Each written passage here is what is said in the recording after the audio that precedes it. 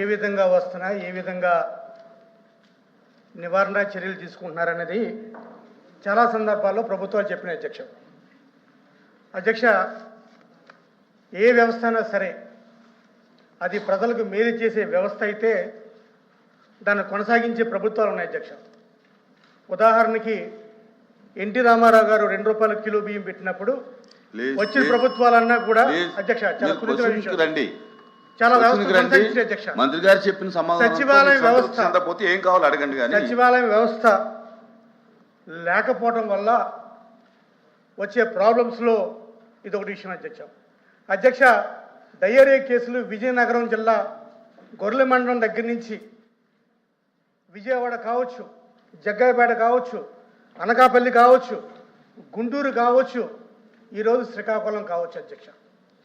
ఎప్పుడు డయేరియా కేసులు వచ్చినా ప్రభుత్వం చెప్పే మాట ఏంటంటే మేము చర్యలు తీసుకుంటున్నాం, లేకపోతే చనిపోయిన వాళ్ళకి ఎక్స్గ్రేషియా ఇస్తున్నాం, లేకపోతే అధికారులు ఆదేశించాం అని చెప్పడమే తప్ప అధ్యక్ష ముందస్తు చర్యలు లేవు అధ్యక్ష. ఇదివరకు అధ్యక్ష వాళ్ళు చెప్పే కారణం ఏంటి అధ్యక్ష, డయేరియాకి మంచినీళ్ళు కంటామినేషన్ అవుతుంది, పైప్ లైన్ లీక్ అవుతుంది అని చెప్తారు అధ్యక్ష. ఇదివరకు ఇదే వాటర్ టెస్టింగ్ ఉండేది అధ్యక్ష. 7 విధాలుగా వాటర్ టెస్ట్ చేసేవాళ్ళు అధ్యక్ష. అది లేదు అధ్యక్ష. దయచేసి ఒక నిమిషం అధ్యక్ష, ఇది చాలా ఇంపార్టెంట్ సబ్జెక్ట్ అధ్యక్ష. రాష్ట్రం కాదు మీరు అడిగినటువంటి క్వశ్చన్కి నా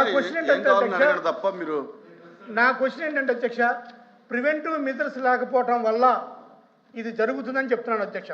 రెండవ క్వశ్చన్ అధ్యక్ష, ఇందులోనే తురకపాలెం గురించి మాట్లాడుతున్నారు అధ్యక్ష. ఇదే తురకపాలెం గురించి పలానా వ్యాధి వచ్చింది, మెలోడిసిస్ వ్యాధి వచ్చింది, దానివల్ల సుమారు 60 మంది చనిపోయారని చెప్తున్నారు అధ్యక్ష.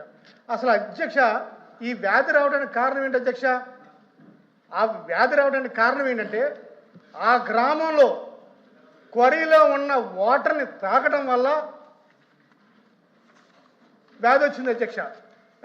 ఆ క్వరీలో ఉన్న ఆ వాటర్ని ఫిల్టర్ చేసి ప్రభుత్వం ఇస్తుంటే ఆ వాటర్ వద్దు బాబు అని చెప్పి ఆ గ్రామంలో ఉన్న ఎస్సీలు బీసీలు కలిసి కలెక్టర్ దగ్గరికి వెళ్ళి మొరపెట్టుకొని బతిమాలి కొంతమంది అయితే ఆ వాటర్ ట్యాంకర్ ఎక్కి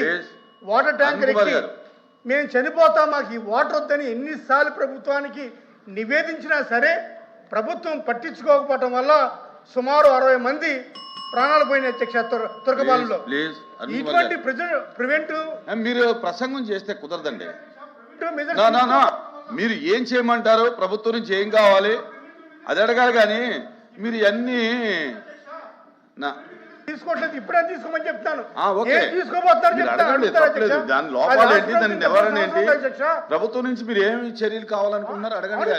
ఏం చేశారు అడుగుతున్నాను, వాళ్ళు ఏం చేశారు, ఏం చేయబోతున్నారు అన్న. అది రేపొద్దున మళ్ళీ ఇంకొక చచ్చిపోతారు, చచ్చిపోయిన తర్వాత ఎలాగ అడుగుతాం, మళ్ళీ అదే సమాధానం చెప్తారు. తిరిగి ఇంకా ఉండదు అధ్యక్ష, ఎన్ని ఉండదు ఇంకా.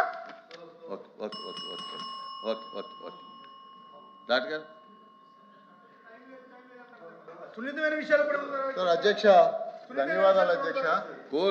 కోల్ ఇంకా ఇప్పుడే స్టార్ట్ అయింది. 6 సంవత్సరాల ప్రభుత్వంలో 63 సార్లు డయాలసిస్ చేసి కూర్చో.